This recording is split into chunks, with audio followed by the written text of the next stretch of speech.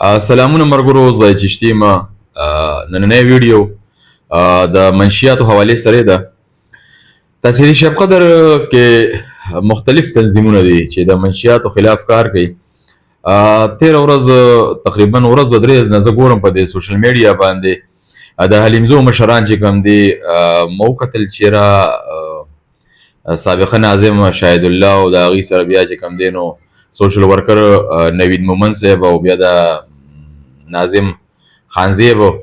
دا ټول دوی یو د خپل کلي چې کوم دی ځان سره سپین روبي او هلکان یو ځای کړي دي او په دغه کلي کې ګرځي چې کوم دا منشیات خرڅولو والا دي او کوم منشیات څکلو والا دي چې عادي دي داسې چېرې لګیا دي شوکې ډاکې کوي اغلاګانې کوي نو اپنی مدداب چې کوم دی نو هغوی په کلو کې ګرځي په پټو کې ګرځي کوم کوم ځای کې دغه منشیات والي نو دوی دا نیسي او پولیس ته حواله کوي. دا ډېر ښه اقدام دی په دې باندې چې کوم دی نو د حلیمزو چې کوم مشران دي د سپین روبي دي دا موږ اپریشیټ کوو. بل د تحصیلي شب قدر چې کوم دی بار یونین کونسل ټوټل نو موږ دغه زما بیسیکلی زه خپله چې کوم دی زما دغه بار یونین کونسل ټولو مشرانو ته خواست دی چې دغه شانتې د منشیاتو خلاف لږ اواز اوچت کړي. د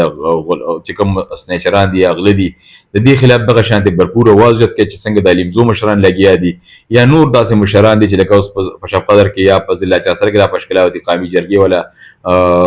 زموږ ملګري دي لګیا دي هغوی پکې دا منډې تړلې وي. ټول ته زما خواست دی چې را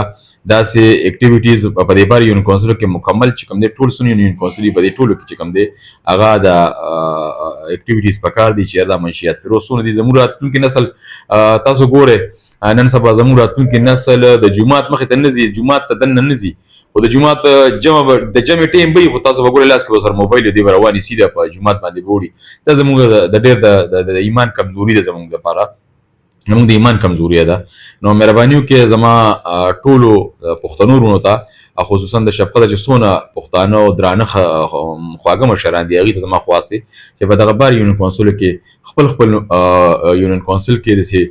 تنظیمونه جوړ کړي لکه څنګه چې د حلیمزو مشرانو جوړ کړي دي هغوی په خپله ګرځي او دغه منشیاتو خلاف چې کوم منشیات خرڅوي او کوم منشیات څکي چې داسې عادي دي چې هغوی بالکل په دې منشیاتو باندې پراته دي د کورونو نه کورونو کې خپل ورثات هم تنګ دي او د هغوی خلاف لګیا دي کارونه کوي منډې وي.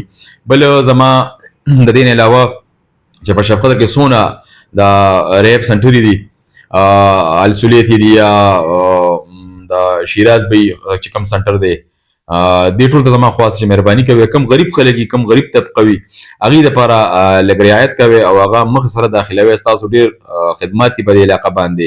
او ډېرې منډې ترړې مو والي دي ډېر خدمتونه هم کړي دي. نو مهرباني کوئ نن سبا حالات چې کوم دي موږ ګورو واړه واړه ماشومان دي په دغه نشو باندې اخته دي نو دې حوالې سره چې کوم دی لږ غور وکړئ فکر وکړئ او